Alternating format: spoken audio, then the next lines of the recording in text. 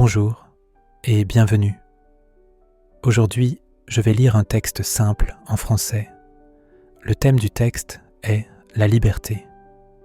Vous pouvez simplement écouter ou écouter et lire en même temps. Prenez votre temps.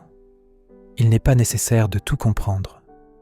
Avant de commencer, si vous aimez ce type de vidéo, vous pouvez mettre un like et vous abonner à la chaîne. Cela aide beaucoup le travail que je fais ici. Maintenant, commençons. La liberté est un mot simple. Tout le monde utilise ce mot. Dans les conversations quotidiennes, dans les livres, dans les chansons. Mais très souvent, on ne prend pas le temps de penser à ce qu'il signifie vraiment. Pour certaines personnes, la liberté, c'est pouvoir faire ce que l'on veut, quand on veut, se lever tard le matin, partir en voyage sans plan, parler librement de tout, ne pas avoir de règles strictes, ne pas avoir trop d'obligations. Mais est-ce vraiment la liberté? Est-ce que faire tout ce qui nous passe par la tête nous rend vraiment heureux à long terme? Ou est-ce que cela peut parfois nous laisser vides? Quand je pense à la liberté, je ne pense pas seulement à l'absence de règles, je pense aussi à la responsabilité. Être libre, ce n'est pas seulement choisir ce qui est agréable sur le moment, c'est aussi accepter les conséquences de ses choix, les bonnes comme les mauvaises. Parfois, ne pas choisir est plus confortable. On évite les erreurs, on évite les regrets, on reste en sécurité. Mais dans ce cas, sommes-nous vraiment libres? Ou est-ce que nous laissons la peur ou les autres décider pour nous? La liberté peut faire peur. Quand tout est possible, on peut se sentir perdu. Il y a tellement d'options, tellement de chemins différents, tellement de vies possibles. Choisir un chemin signifie renoncer aux autres. Cela demande du courage, du vrai courage. C'est pour cela que beaucoup de personnes préfèrent suivre ce que les autres font. Suivre la famille, suivre les amis, suivre les tendances, suivre la mode.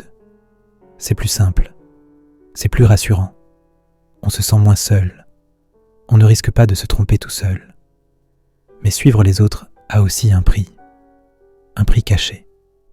Quand on ne choisit pas soi-même, on peut avoir l'impression de vivre une vie qui n'est pas vraiment la sienne. On avance jour après jour, mais sans savoir pourquoi. On est occupé toute la journée, on court partout, mais pas toujours heureux. On atteint des objectifs, mais ces objectifs ne nous appartiennent pas vraiment. Ils appartiennent à quelqu'un d'autre. Pour moi, la liberté commence avec une question simple. Est-ce que ce choix est vraiment le mien? Cette question n'est pas facile à poser. Elle peut faire mal, mais elle est importante. Elle nous oblige à réfléchir profondément. La liberté ne se trouve pas seulement à l'extérieur de nous, dans les lois, dans les frontières, dans les règles de la société.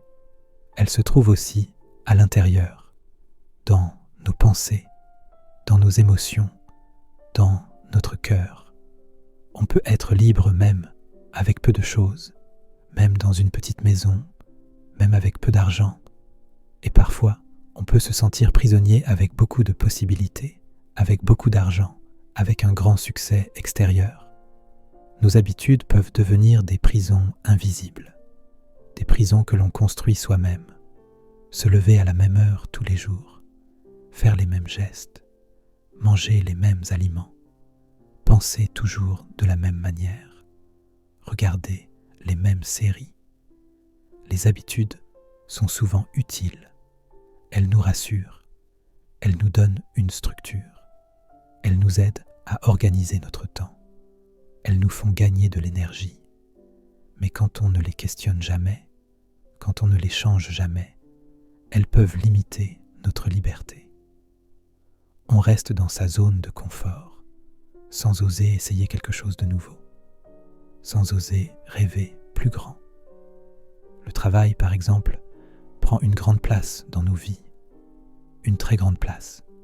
Il est nécessaire. Il donne un rythme. Il permet de vivre, de payer les factures, de manger, de voyager parfois, d'aider sa famille.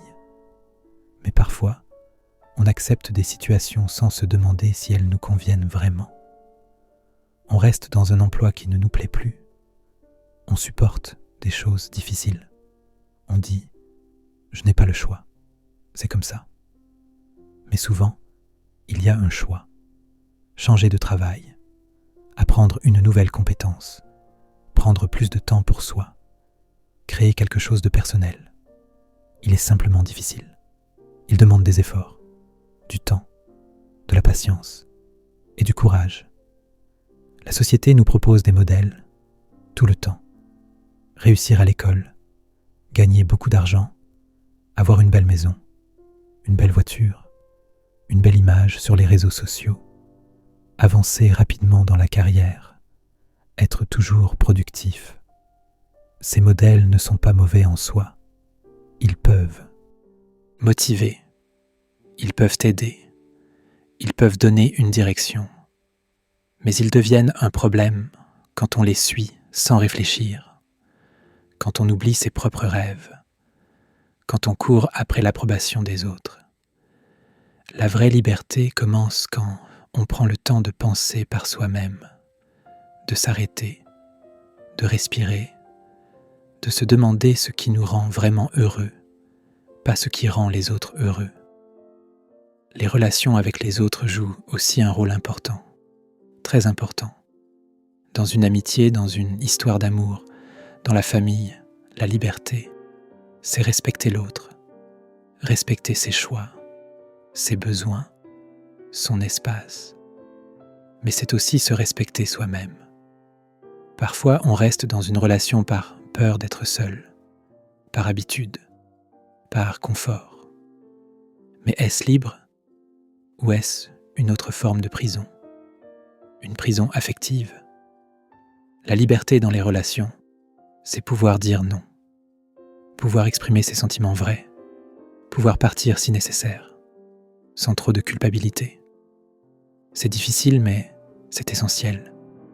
C'est ce qui permet d'aimer vraiment, librement. La liberté et le temps sont aussi liés. Le temps passe vite, très vite. Nous n'avons pas un temps infini. Chaque jour qui passe est une occasion de choisir, de vivre selon ses valeurs ou de laisser passer.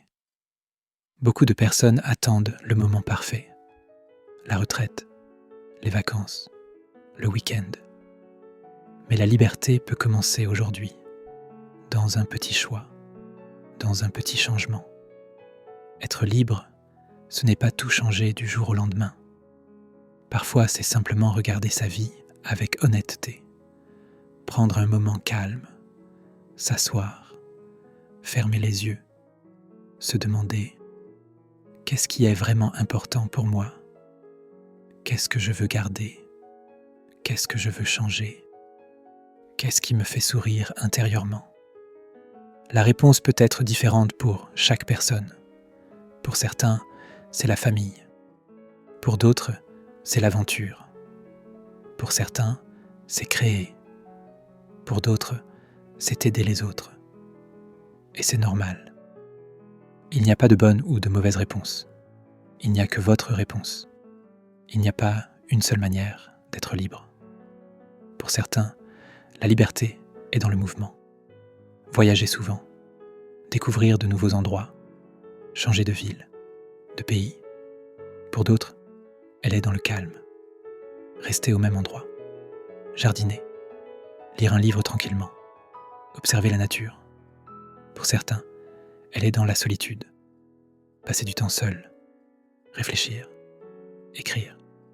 Pour d'autres, elle est dans la présence des autres, rire avec des amis, partager des repas, discuter tard le soir. La liberté ne signifie pas vivre sans limite. Nous avons tous des limites.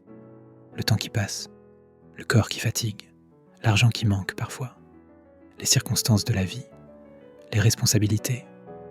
Mais même à l'intérieur de ces limites, il est possible de trouver une forme de liberté, de choisir son attitude, de choisir sa réaction, de choisir la gratitude. Parfois, la liberté se trouve dans l'acceptation. Accepter ce que l'on ne peut pas changer, une maladie, une perte, une situation difficile, une erreur du passé, et choisir comment y réagir, avec colère et amertume, ou avec sérénité et douceur. Être libre, ce n'est pas contrôler tout. Personne ne contrôle tout. C'est apprendre à lâcher prise, à ralentir quand tout va trop vite, à respirer profondément, à être présent dans les petits moments du quotidien. Un café chaud le matin, une marche silencieuse dans la nature, le soleil sur la peau, le vent dans les arbres, une pensée calme à la fin de la journée. La liberté n'est pas toujours spectaculaire. Elle n'est pas dans les grands gestes, dans les grandes déclarations. Elle est souvent discrète, dans un petit choix quotidien, dans un non dit doucement, dans un oui sincère, dans un sourire intérieur.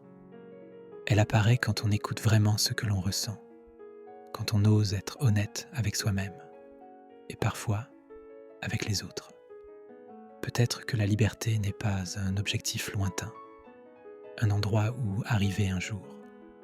Peut-être que c'est une pratique, un exercice quotidien, un choix que l'on fait chaque matin, un pas à la fois, petit à petit, sans pression, sans jugement, avec patience, avec bienveillance envers soi-même. Ce texte est maintenant terminé. Prenez encore quelques secondes pour respirer profondément, pour laisser les mots résonner en vous, pour sentir ce qu'ils réveillent. Vous pouvez réécouter le texte autant de fois que vous le souhaitez. Chaque écoute peut être différente. Vous pouvez découvrir de nouveaux sens, de nouvelles émotions. Merci beaucoup d'avoir écouté cette lecture en français. Si cette vidéo vous aide à apprendre le français, ou simplement à prendre un moment de calme et de réflexion profonde, vous pouvez mettre un like et vous abonner à la chaîne. Cela m'aide énormément à continuer à créer ce type de contenu. Merci encore et à très bientôt pour une nouvelle lecture en français.